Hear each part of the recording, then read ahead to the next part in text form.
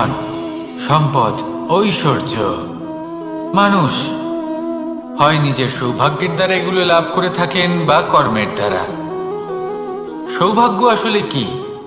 গ্রহের দশা যা প্রত্যেক মুহূর্তে বদলাতে থাকে। কর্মের মাধ্যমে যখন আপনি ধন অর্জন করেন, তখন সেই ধন আপনার আগামী প্রজন্ম লাভ করে।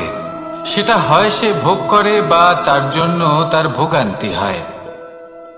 আর এটা নির্ভর করছে আপনার কর্মের ওপরে। কি কর্ম করেছেন আপনি সেই ধনকে লাভ করার জন্য?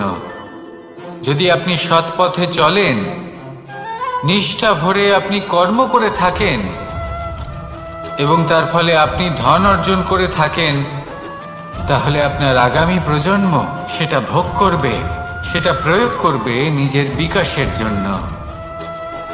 কিন্তু যদি আপনি কুকর্ম করে থাকেন, কোনো রকম ছলনা করে থাকেন এই ধন লাভ করার জন্য, তাহলে 100% আপনার আগামী প্রজন্মকে এর জন্য ভুগতেই হবে। তাহলে আপনি কি চাইবেন? যে আপনার আগামী প্রজন্ম সুখ ভোগ করবে, নাকি আপনার কুকর্মের পরিণাম ভোগ করবে? নির্বাচন আপনারই। আসুন আমার সাথে ভালোবেসে বলুন, রাধা রাধা। লোভ আপনার অন্তরের আরো একটা শত্রু। দেখতে গেলে এটা একটা শব্দ, একটা সংস্কৃত শব্দ। লব ধাতু থেকে উৎপন্ন হয়েছে। এর অর্থ কিছু লাভ করা। কিছু লাভ করা অনুচিত নয়, আরো কিছু লাভ করাও অনুচিত নয়, কিন্তু সব থেকে বেশি আমি লাভ করব। আমি আরো চাই, আরো বেশি চাই, আরো বেশি পেতে চাই। এটাই হলো লোভ। আর এই লোভ যখন গ্রাস করে, তখন আপনি যা পেতে চান, সে ধনই হোক বা মানই হোক, তা অর্জন করার জন্য মানুষ যে কোনো স্তরে পৌঁছে যেতে পারে। যদি মানুষ ধন অর্জন করতে চান, তাহলে তার জন্য তারা অধর্মের পথেও চলতে পারেন। যদি সম্মান অর্জন করতে চান, তাহলে অন্য মানুষকে ছোটও করতে পারেন। শেষ পর্যন্ত আপনার এটা মনে হতে পারে যে যদি একটু অল্পই প্রাপ্ত করতাম, কিন্তু ভালোবেসে প্রাপ্ত করতাম, এই জীবন আরো অনেক বেশি সুখী হতো। লোভ আপনার জীবনে, আপনার মনে কখন যে প্রবেশ করবে সেটা আপনি জানতেও পারবেন না। তাই এটা চিনতে শিখুন আর তৎক্ষণাৎ জীবন থেকে বাইরে ফেলে দিন। যা কিছু লাভ করতে চান তা ভালোবেসে লাভ করুন, আর সেই ভালোবাসার সাথেই বলুন, রাধা রাধা। জীবনে ক্ষমা চাওয়া তাও কিছুটা সহজ, ক্ষমা করতে পারা অত্যন্ত কঠিন। ক্ষমা 2 অক্ষরের এই শব্দ হতে পারে, কিন্তু অত্যন্ত বড় এই শব্দ, অত্যন্ত গুরুত্বপূর্ণ এই শব্দ। কখনো কখনো অন্য কাউকে ক্ষমা করে দেওয়া তাও কিছুটা সহজ কাজ, কিন্তু নিজেকে ক্ষমা করতে পারা অত্যন্ত কঠিন হয়ে দাঁড়ায়। অতীতে যদি আমাদের এমন কোনো ভুল হয় যে কারণে আমরা নিজেকে ক্ষমা করতে পারি না, অনেক সময় এমন কিছু ভুল করে বসি যে বিষয় শুধু আমরাই জানি, কিন্তু আমরা নিজেকে ক্ষমাই করতে পারি না, আর আমাদের বিকাশ সেখানে স্তব্ধ হয়ে যায়। কারণ যদি আপনি ক্ষমা করতে না শেখেন, নিজেকে ক্ষমা যদি না করতে পারেন, তাহলে তা আপনার জীবনের সব থেকে বড় বাধা হয়ে দাঁড়াবে। সেই জন্য জীবনে অবশ্যই শিখুন যে কিভাবে নিজেকে ক্ষমা করতে হয়, আর শিখুন যে আগের করা ভুল আবার কি করে না করা যেতে পারে। এই মন হালকা হবে আর প্রসন্ন হয়ে বলবে, রাধা রাধা। এই সংসারে যখনই কোনো সমস্যা আসে, তখন আমরা আমাদের সব থেকে বড় সম্বলের কাছে আশ্রয় খুঁজি, তা হলো আমাদের বিশ্বাস। এবার প্রশ্ন হলো এটাই যে এই বিশ্বাস কার উপর করা যেতে পারে? পরিবারের উপর, বন্ধুর উপর, নাকি তাদের উপর বিশ্বাস করা উচিত যাদেরকে আমরা কখনো সঙ্গ দিয়েছি? দেখুন, এই সংসারে বিপদের সম্মুখীন হলে কে আপনাকে সাহায্য করবে সেটা নির্বাচন করা আপনার হাতে নেই। সেটা সেই সকল ব্যক্তির উপর নির্ভরশীল যে তারা আপনাকে সাহায্য করবে নাকি করবে না।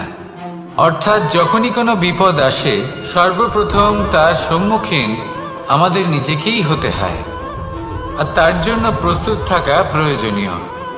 সেই শক্তি, সেই সাহস অর্জন করা প্রয়োজনীয়।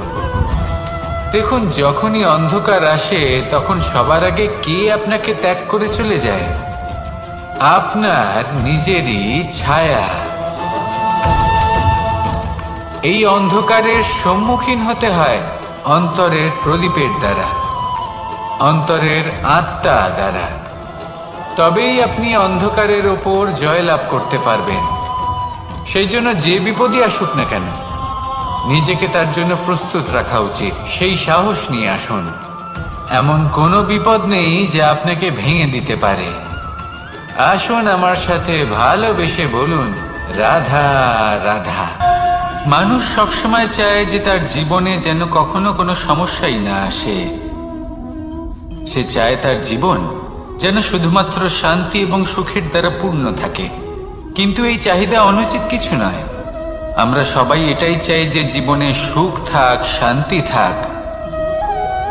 কিন্তু এই কথা সবসময় মনে রাখবেন, যে সূর্য উদিত হন সংসারকে প্রকাশমান করেন, দুপুরবেলায় সংসারকে রৌদ্র প্রদান করেন, সন্ধেবেলায় তাকেও অস্ত যেতে হয়। এবার আমাদের জীবন চক্র কিছুটা এরকমই। কোনো কিছুই চিরকাল একরকম থাকে না।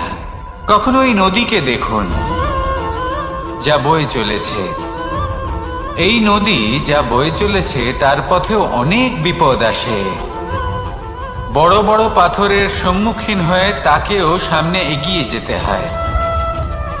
একটি পুকুর যা চারদিক থেকে ঘেরা, তার জীবনে কিন্তু কোনো সমস্যা নেই।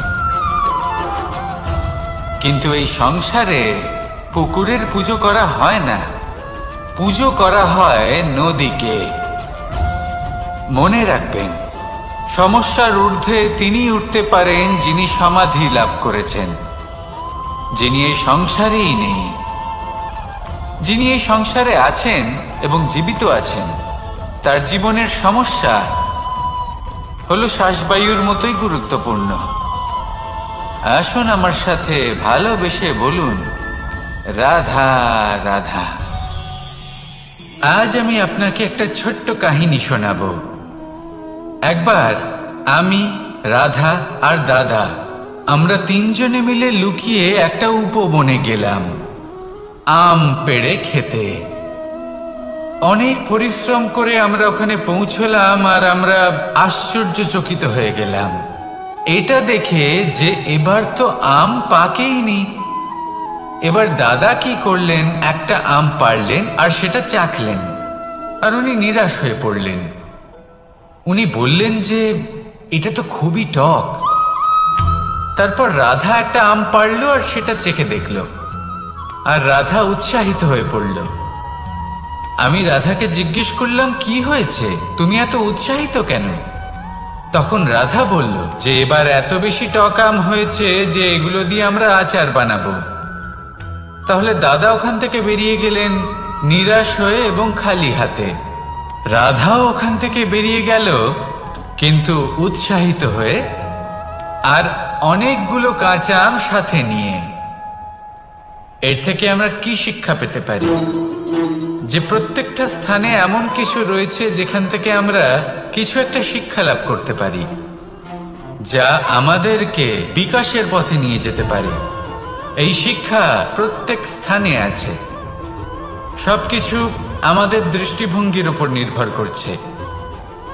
যখনই আমাদের জীবনে, আমাদের সম্পর্কে কোনো সমস্যা, কোনো বিপদ আসে, তখন বেশিরভাগ মানুষ সেই বিষয় নিয়ে দুঃখী হয়ে পড়েন।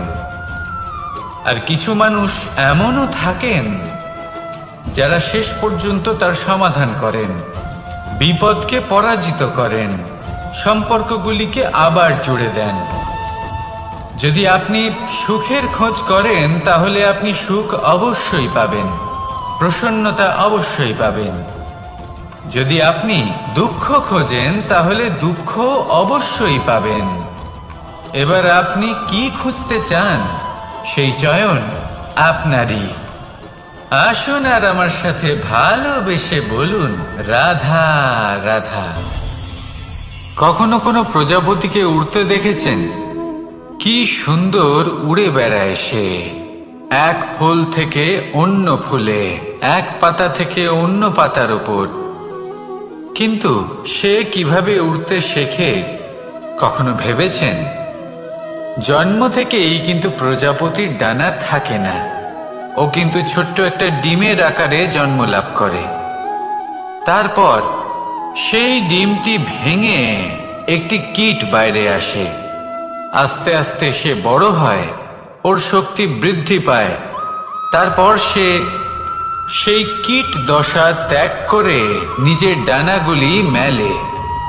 এই প্রক্রিয়া তার কাছে সরল নয়, অত্যন্ত যন্ত্রণাদায়ক প্রক্রিয়া, কিন্তু সে সেই যন্ত্রণা মেনে নেয়। আর তারপর আস্তে আস্তে সে উড়তে শেখে। শুধুমাত্র আকাশে উড়ে বেড়ায় তা নয়, আমাদের মনের মাঝে উড়ে বেড়ায়। এবার এই ডিম থেকে প্রজাপতি হয়ে ওঠার যে যাত্রা, এটা যতটা কঠিন ততটাই কঠিন হয় এই সংসারে শ্রেষ্ঠ কর্ম করা, ততটাই কঠিন হয় এই সংসারে মহান হয়ে ওঠা। সেই জন্য প্রয়োজনীয় প্রচেষ্টা এবং সময়। নিরন্তর প্রচেষ্টা করতে থাকুন, পর্যাপ্ত সময় নিন, এবং আপনি নিজেকে এই আকাশে উড়ন্ত অবস্থায় পাবেন। আসুন আমার সাথে ভালোবেসে বলুন রাধা রাধা রাধা রাধা।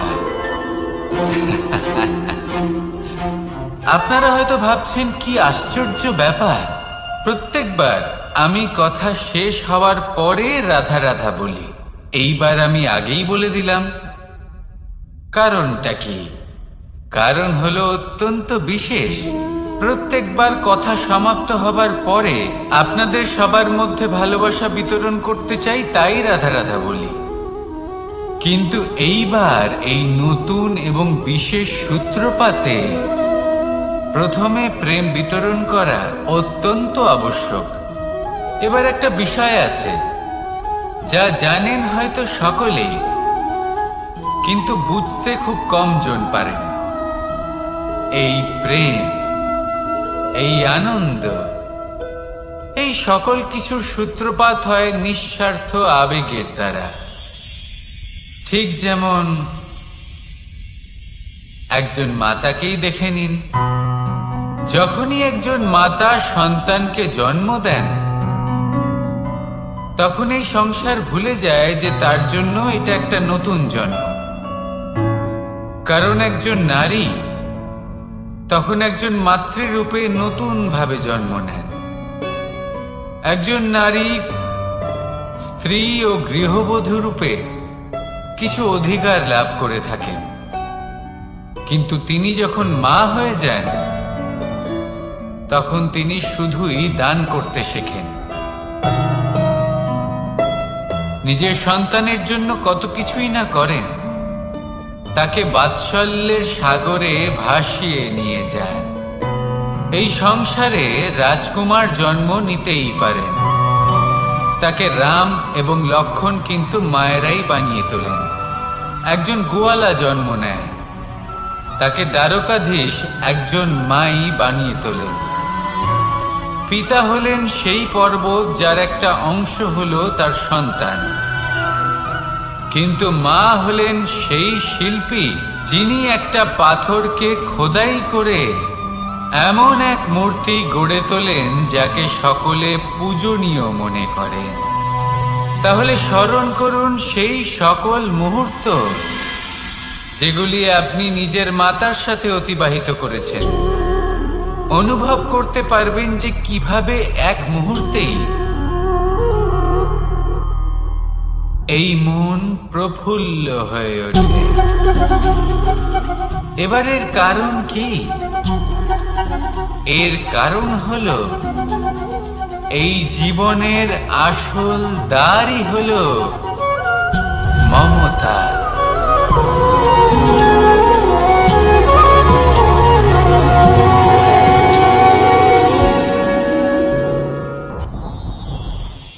যত শক্তিশালী এই মন, তত শক্তিশালী এই শরীরও। এই যে আমাদের শরীর, এটা আসলে কি? এ হলো একটা রথের মতো। আর একটা রথ ততক্ষণ চলতে পারবে না যতক্ষণ না তাকে কোনো সারথি চালাবে। এই মন হলো শরীরের সারথি। এবার ভাবুন, যদি এই সারথি শক্তিহীন হয়, দুর্বল হয়, তাহলে এই রথের কি হবে? এটা উচিত পথে চলতে পারবে না, উচিত গতিতে চলতে পারবে না, মন মতো স্থানে এটা পৌঁছতেও পারবে না। সেই জন্য মনের শক্তি অত্যন্ত প্রয়োজনীয়। এবার মনের শক্তি আমরা কোথা থেকে লাভ করি? দৃঢ়তার শক্তি থেকে। এবার এই শক্তি আমরা কিভাবে বাড়াতে পারি? আমরা প্রতিদিন কিছু নতুন স্থির করি, কিছু ছোট কিছু বড়। আর যেই আমরা নতুন কিছু পূর্ণ করি, আমাদের মনের শক্তি বেড়ে যায়। আর যদি পূর্ণ না করতে পারি, মনের শক্তি কমে যায়। একটা দেওয়ালের মতো ছোট ছোট ছোট ছোট শিলা আমরা একটার পর একটা স্থাপন করে একটা দেওয়াল তৈরি করি। এতগুলো পাথর যখন একত্রিত হয়ে যায়, তখন এমন এক দেওয়াল তৈরি হয় যাকে ভাঙা প্রায় অসম্ভব হয়ে দাঁড়ায়। সেরকমই হয় মন এবং দৃঢ়তা। ছোট ছোট কাজ করে নিজের লক্ষ্য পূর্ণ করুন। এই লক্ষ্য যদি পূর্ণ হয়, তবে মনের শক্তি বাড়বে। কিছুটা এইভাবে যে যত বড়ই বিপদ আসুক না কেন, সেই বিপদ নিজে হার মেনে নেবে, কিন্তু আপনার মন ততটাই শক্তিশালী থাকবে। তাই মনের শক্তি বাড়াতে থাকুন, যাতে আপনি উচিত পথে চলতে পারেন, উচিত গতিতে চলেন, আর মনোবাঞ্ছিত স্থানে পৌঁছতে পারেন। তবেই এই মন প্রসন্ন হয়ে বলবে, রাধা রাধা। আমি রাধাকে ভালোবাসি। আর এই কথাটা সমগ্র সংসার জানে। আর সময় অন্তরে লীলার দ্বারা, বিভিন্ন ঘটনা দ্বারা, কর্মের দ্বারা আমি নিজের এই ভালোবাসা রাধার সামনে প্রকাশ করি। এবার আপনি বলবেন, এসবের কি প্রয়োজন? রাধা কি এই কথা জানে না যে কৃষ্ণ তাকে কতটা ভালোবাসে? অবশ্যই জানে।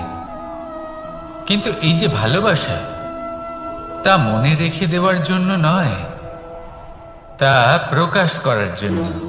আর বারংবার এই ভালোবাসাকে প্রকাশ করা উচিত, উচিত সময় এবং উচিত সুযোগ দেখে। কিরকম? এবার যদি আপনি প্রেমীর সাথে কোনো উৎসবে থাকেন, তাহলে তার সাথে নৃত্য সঙ্গীত করুন। যদি ভিড়ের মাঝে থাকেন, তখন প্রেমীকে সম্মান করুন, একান্তে প্রসাধন করুন। দুঃখের সময় তার হাত ধরে থাকুন, সুখের সময় আলিঙ্গন করে রাখুন। এই প্রেম যত প্রকাশ করবেন, ততই এই প্রেমের বৃদ্ধি হবে। এই প্রেম আরো বেশি গভীর হবে, অটুট হবে। তাই এই প্রেমকে মনে নয়, আপনার জীবনে স্থান দিন। মন খুলে প্রকাশ করুন, আর আমার সাথে ভালোবেসে বলুন, রাধা রাধা। মুঠো হাতের শক্তি বেশি, মুঠো খুললেই তা দুর্বল। তা এমন কি থাকা উচিত এই বন্ধ মুঠোয়, যা লাখের সমান? মানসিকতা এবং স্বপ্ন। মানুষ জন্মগ্রহণ করে, তার মানসিকতা সময়ের সাথে উন্নত হয়। মানসিকতা অনুযায়ী সে স্বপ্ন দেখে, আর সেই স্বপ্ন সার্থক করতে সে পরিশ্রম করতে থাকে। কিন্তু খুব গুরুত্বপূর্ণ একটা কথা আছে যা আপনার মনে রাখা উচিত। আপনার এই মানসিকতা, আপনার এই স্বপ্ন, তা যেন আপনার নিয়ন্ত্রণে থাকে। আপনার বন্ধ মুঠোয় যেন এর লাগাম থাকে, আপনি যেন এর প্রভু হন। যদি তা হয়, তবেই আপনি লাভবান হবেন। যদি এরা আপনাকে নিয়ন্ত্রণ করতে থাকে, যদি আপনার মুঠো খুলে যায়, না পথ আপনার নিয়ন্ত্রণে থাকবে, না মানসিকতা থাকবে, না স্বপ্ন নিয়ন্ত্রণে থাকবে। আর যদি তাই হয়, তাহলে আপনি আপনার ভবিষ্যৎ নষ্ট করে ফেলবেন। তাই নিয়ন্ত্রণ করতে শিখুন নিজের বিচার বুদ্ধি, নিজের মানসিকতা, নিজের স্বপ্নকে। নিজের এই স্বপ্ন পূরণ করুন। আর আমার সাথে ভালোবেসে বলুন, রাধা রাধা। আমার কাছে যশোদা মা যেমন, আমার কাছে দেবকী মা যেমন, আমার কাছে ঠিক তেমনই হলেন গোমাতা। এবার ভেবে দেখার বিষয় হলো এটা, যে এই সংসারে অসংখ্য প্রাণী আছে। একজন গাইকে একজন মায়ের মর্যাদা কেন দেওয়া হয়? তাহলে এর অনেকগুলো কারণ আছে। এই গাই অর্থাৎ গোমাতা, এনারা হলেন অত্যন্ত শান্ত, শান্তি প্রিয়, কখনো কারোর কোনো ক্ষতি করতেই পারেন না। গোমাতা যে দুধ নিজের বাছুরকে পান করান, সেই দুধই আমাদেরও দেন।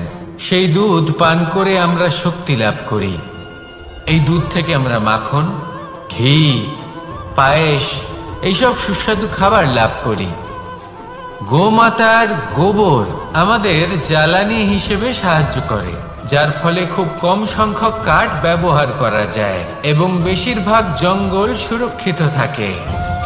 গোমাতার গোমূত্র, সেটাও আমাদের কাছে লাভজনক। এর দ্বারা আমরা অনেক রোগ থেকে মুক্তি লাভ করতে পারি। গোমাতা যখন একটি বাছুরকে জন্ম দেন, তখন সেই বড় হয়ে আমাদের ক্ষেত কর্ষণ করে। সেই জন্য গাইকেও জীবনে মায়ের মর্যাদা দেবেন। যতটা সম্ভব তাকে সেবা করুন এবং ভালোবেসে তাকে পালন করুন। এই মন নিজে থেকেই প্রসন্ন হয়ে বলবে, রাধা রাধা। চলতে থাকা, থেমে যাওয়া, বিশ্রাম নেওয়া, তারপর দম নিয়ে পুনরায় দাঁড়িয়ে পড়া, আর তারপর আবার সেই পথ চলা। এটা জীবনের অভিন্ন এক অঙ্গ। এটার থেকে আপনি পালাতে পারবেন না। কিন্তু এই অঙ্গকে আপনি নিজের জীবনে কিভাবে প্রয়োগ করবেন, কিভাবে তাকে কাজে লাগাবেন, সেই সিদ্ধান্ত আপনাকে নিতে হবে। যারা হেরে যান তারাও জীবনে থমকে যান, আবার যারা জেতেন তারাও দাঁড়িয়ে পড়েন। যারা হেরে যান তারা হাঁপিয়ে দাঁড়িয়ে পড়েন, যারা জিতে যান তারা দাঁড়িয়ে পড়েন সেই সর্বোচ্চ স্তরে পৌঁছে গিয়ে। এবার দাঁড়াতে তো আপনাকে হবেই, তা হতেই হবে। কিন্তু কখন, কিভাবে দাঁড়াবেন, ক্লান্ত হয়ে নাকি সর্বোচ্চ স্তরে পৌঁছে গিয়ে, সেই সিদ্ধান্ত আপনার। অবশ্যই দাঁড়িয়ে পড়ুন, কিন্তু ক্লান্ত হয়ে নয়, কারণ আপনাকে পুনরায় দাঁড়িয়ে পড়তে হবে, পুনরায় যাত্রাপথে এগোতে হবে এবং সর্বোচ্চ স্তরে পৌঁছতেই হবে। রাধা রাধা। স্বপ্ন, আমরা জীবনে স্বপ্ন দেখতে থাকি, সেটা পূরণ করার পূর্ণ প্রয়াস করে থাকি। কিন্তু এই স্বপ্ন পূরণ না হওয়ার পরিস্থিতিতে আমরা ভেঙে পড়ি, ছিন্ন বিচ্ছিন্ন হই। আর তারপরেই বোঝা আমরা আগামী প্রজন্মের ওপর রীতিমতো চাপিয়ে দিই।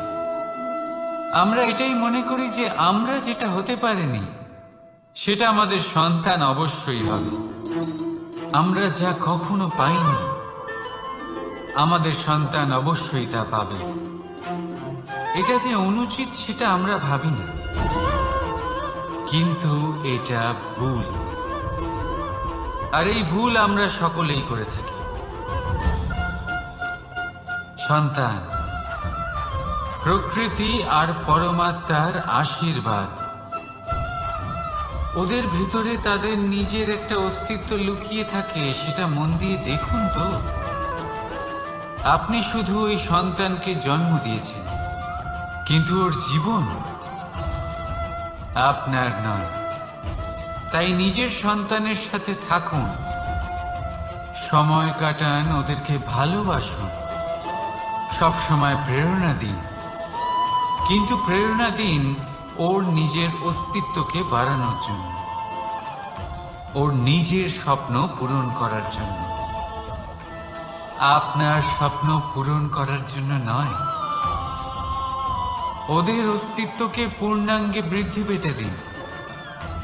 রাধা রাধা। এই পুকুর দেখছেন আপনি? পুকুরের জল কখনো প্রবাহিত হয় না, একই স্থানে জমে থাকে, আর সেই কারণে কিছুদিন পর ময়লা হতে শুরু করে। কিন্তু তাও আমরা একে ত্যাগ করি না, আমরা তবুও একে পুজো করি।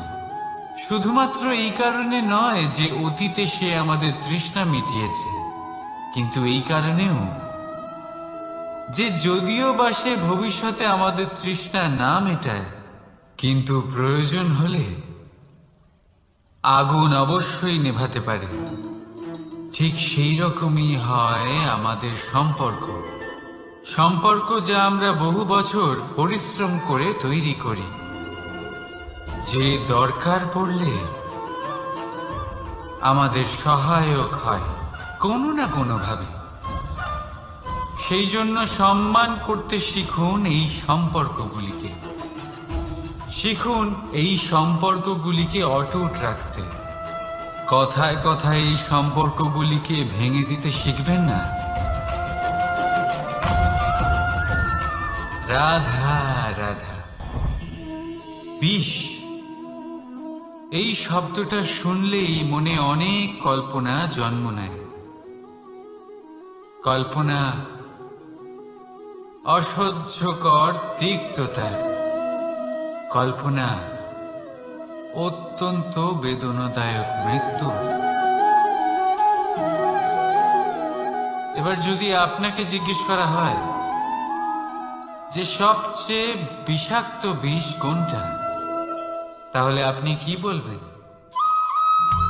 কেউ বলবে সর্পের বিষ, কেউ বলবে কাঁকড়া বিছের, কেউ বলবে কালকিউটের বিষ। কিন্তু না, এই সমস্ত রকম বিষ সেই বিষের সামনে টিকতে পারবে না যাকে আমরা বলে থাকি কানের মধ্যে ঢালা বিষ।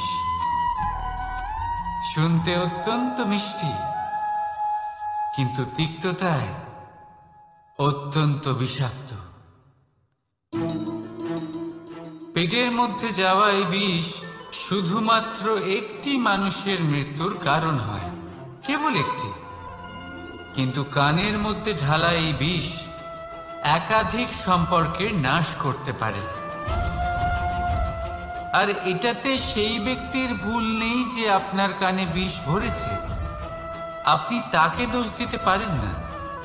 এখানে দোষ আপনার নিজের, যে এই বিষকে আপনি নিজের উপরে প্রভাব ফেলতে দিয়েছেন, এই বিষকে সুযোগ দিয়েছেন আপনার ক্ষতি করতে। এটা আপনার ভুল। সেই জন্য কুমন্ত্রণায় কখনো কান দেবেন না।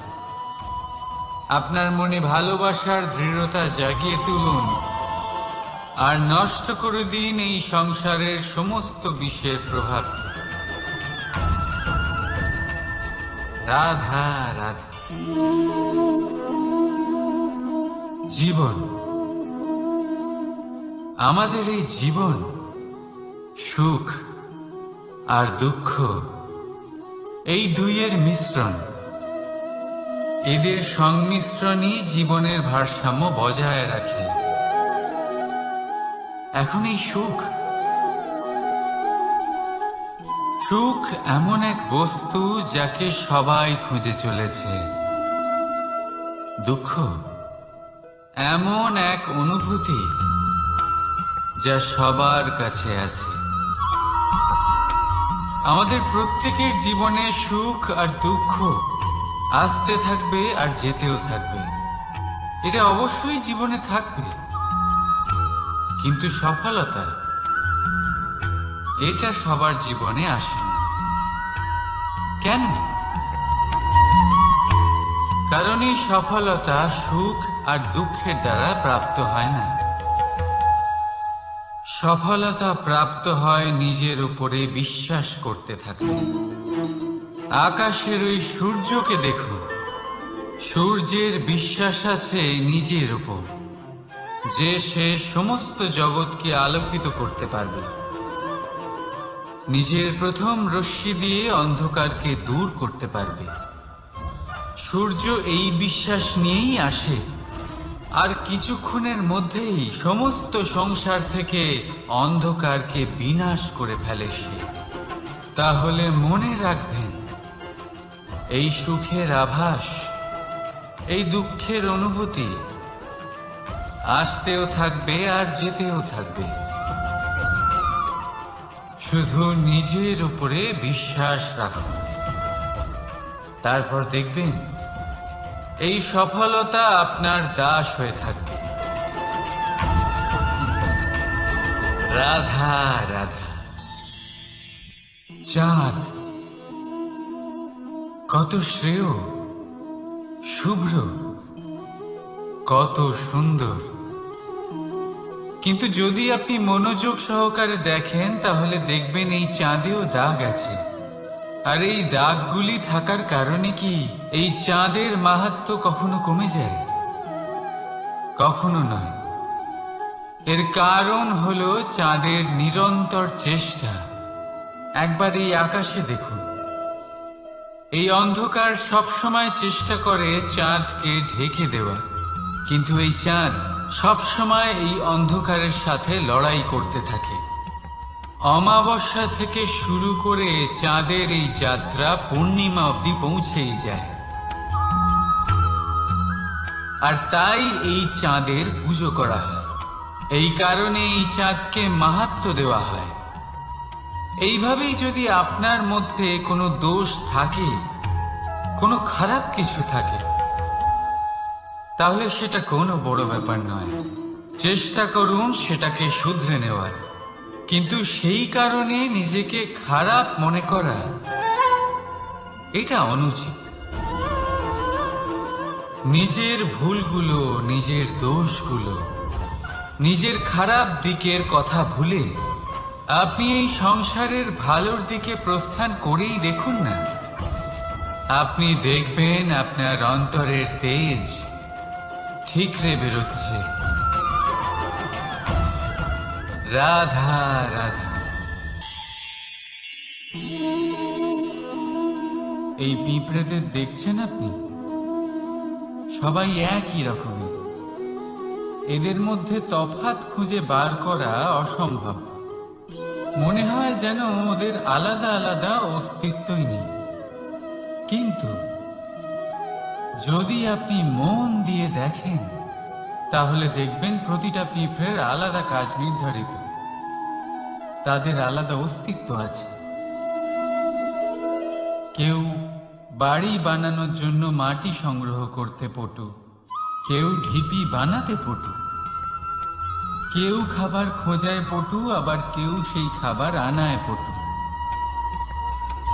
ঠিক সেরকমই হয় মানুষেরা। মনে হতেই পারে সবাই একই রকম,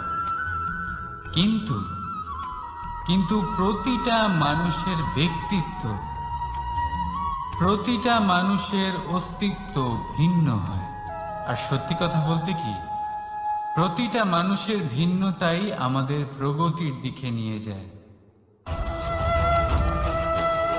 ভাবুন, যদি আপনাকে কারোর সাথে হাত মিলিয়ে চলতে হয়, তাহলে আপনাকে আপনার সোজা হাত তার উল্টো হাতে ধরে এগোতে হবে। এটাই সৃষ্টিকর্তার সৃষ্টির নিয়ম। ভিন্নতা, এই ভিন্নতাকে আশীর্বাদ ভেবে চলুন। এতে কোনো খারাপ নেই। রাধা রাধা। দাদা আমাকে বহুবার জিজ্ঞেস করেন যে কানাই, তুমি রাধার সাথে এই সংসারকে প্রেম শেখাতে এসেছো, তাহলে কেন তুমি রাধাকে এত বিরক্ত করো? কেন ও তোমাকে বিরক্ত করে? কেন এই ঝগড়াঝাটি হয়? কেন এই টানাপোড়েন চলে? এবার এটার উত্তর আমি কিছুটা এইভাবে দিতে চাই। পিঁপড়ে সেই বাড়িতেই প্রবেশ করে যেখানে মধু উপস্থিত আছে। যদি আপনার বাড়িতে মধু থাকে, কোনো মিষ্টি জিনিস থাকে, মিষ্টত্ব থাকে, তাহলে পিঁপড়ে সেখানে অবশ্যই প্রবেশ করবে। ঠিক এইরকমই হয় আমাদের সম্পর্ক। এর মধ্যে ছোটখাটো ঝগড়াঝাটি, টানাপোড়েন, রাগ করা, মন ভাঙানো, এই সব তো চলতেই থাকে। বিশেষ করে সেই সম্পর্কগুলিতে যেখানে মিষ্টত্ব আছে। মনে রাখবেন, যেই সম্পর্কে কোনো খুনসুটি নেই, রাগ করা, মান ভাঙানো নেই, কোনো ছোটখাটো ঝগড়াঝাটি নেই, সেই সম্পর্ক শুধুমাত্র মস্তিষ্ক দিয়ে পালন করা হচ্ছে, মন থেকে নয়। তাই মন থেকে ভালোবাসতে শিখুন। আর এই ছোটখাটো ঝগড়াঝাটির, এই অম্ল মধুর খুনসুটির আনন্দ উপভোগ করুন, কারণ এতেও ভালোবাসা আছে। রাধা রাধা। এই পুস্তক বড়ই কাজের জিনিস। কাহিনী হোক, কবিতা হোক, স্মৃতি হোক, এতে যাই লিখে দেবেন তা ভবিষ্যতের পুঁজি হয়ে যাবে। কিন্তু যদি কখনো এমন হয় যে এই পুস্তক ময়লা হয়ে যায়, বা যদি কোনো পাতায় আপনি ভুল করে কালি ফেলে দেন, বা কোনো বাক্য লিখতে গিয়ে আপনি ভুল করে ফেলেন, তাহলে আপনি কি করেন? সেই পুস্তক কি আপনি তুলে ফেলে দেন? না, তাই তো। শুধু একটা পাতা ছিঁড়ে ফেলেন, যাতে সেই পুস্তক সঠিক থাকে, সুন্দর হয়ে ওঠে। এই পুস্তকের মতোই হয় আমাদের সম্পর্ক। তার সেই এক পাতা, একটা ভুল। তাই যে কোনো সম্পর্কে যদি কারোর কোনো ভুল হয়ে গিয়ে থাকে, তাহলে সেই ভুলকে সম্পর্ক থেকে দূরে করা সঠিক হবে। সেই ভুলকে ভুলে যাওয়াই সঠিক হবে। সেই সম্পর্ক ভাঙা নয়, সেই সম্পর্ক সামলে রাখুন। কারণ ভুল তো সবার দ্বারা হয়। যদি এরকম করেন, তবেই জীবনরূপী পুস্তক আরো সুন্দর হয়ে উঠবে। একে অপরকে ক্ষমা করতে শিখুন। একে অপরের ভুলকে ভুলে যেতে শিখুন। তারপর দেখবেন এই জীবনে আরো আনন্দ আসবে, আর এই সম্পর্ক নিঃশ্বাস নিতে থাকবে। রাধা রাধা।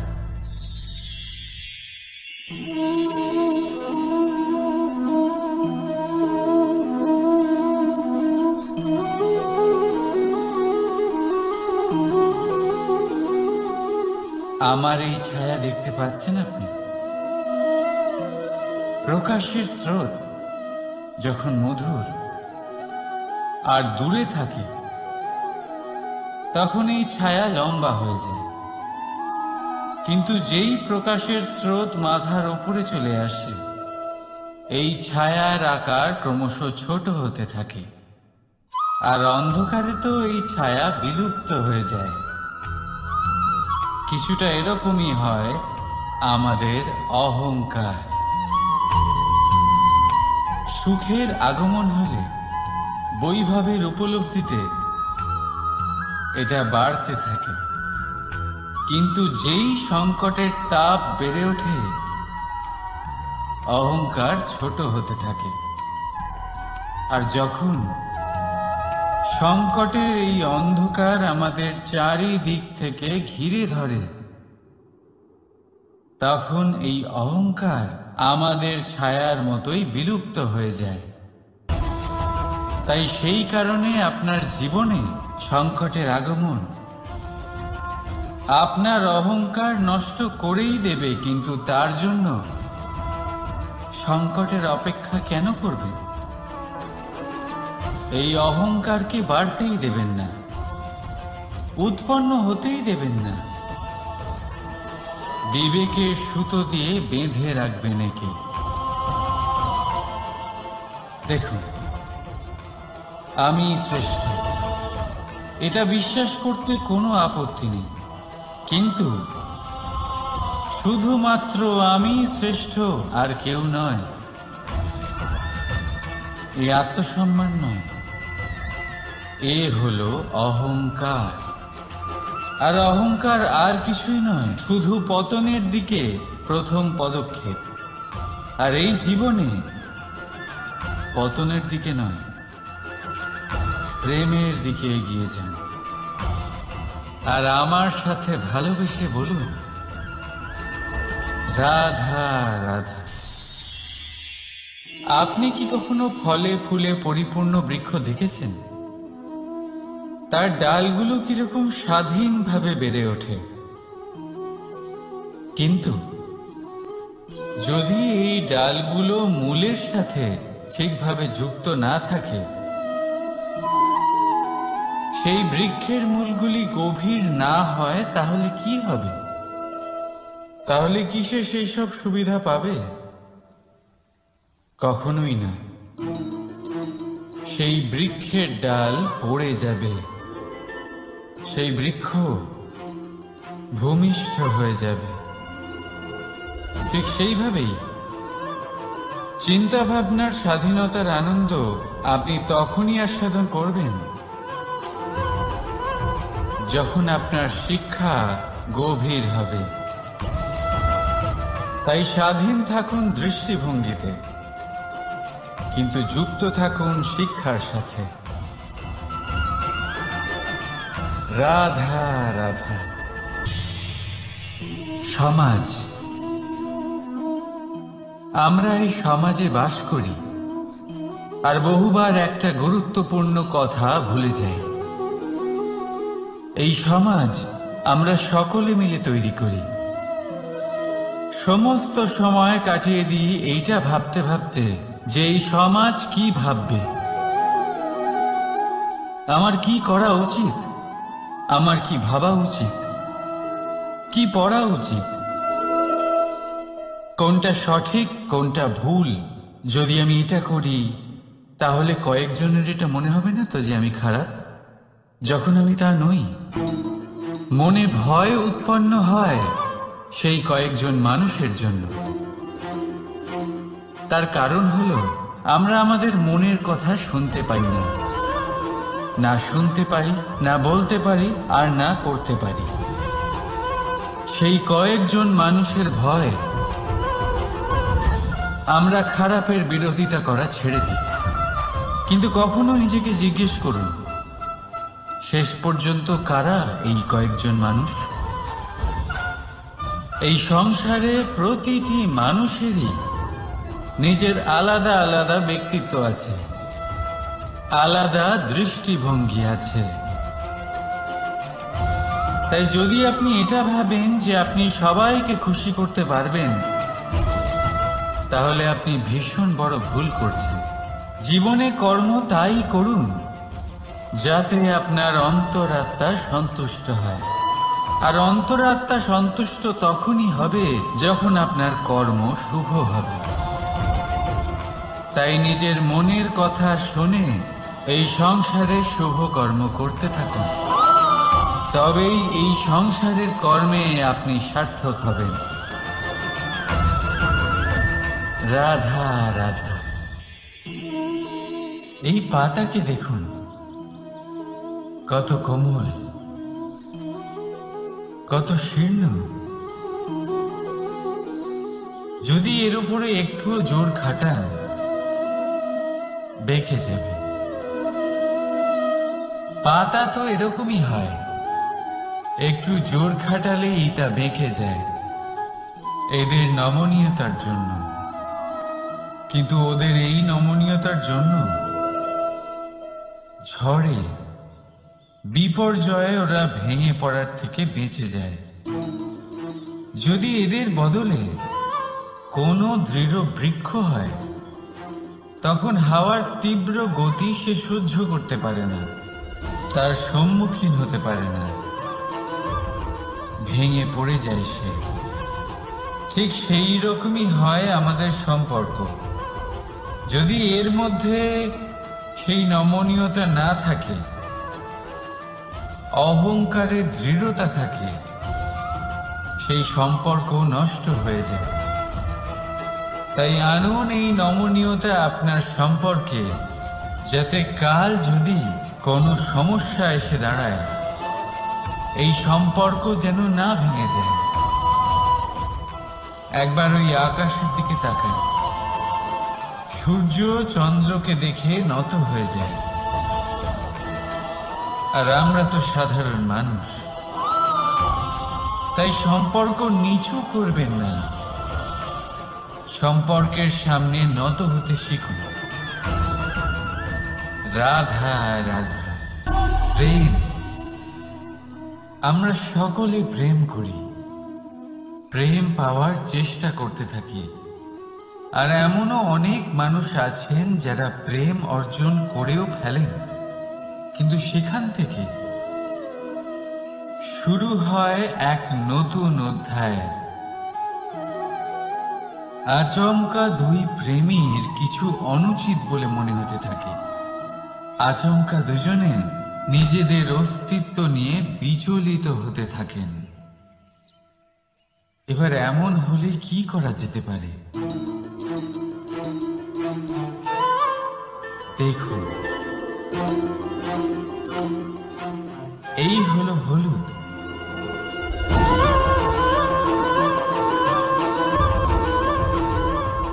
আর এই হলো চুন।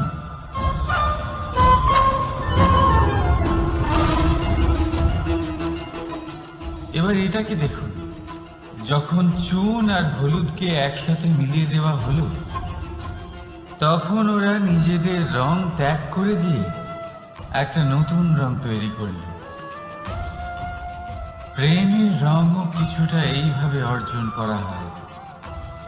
এখানে কোনো আমি থাকে না, শুধু আমরা হয়, শুধু একাত্ম হয়।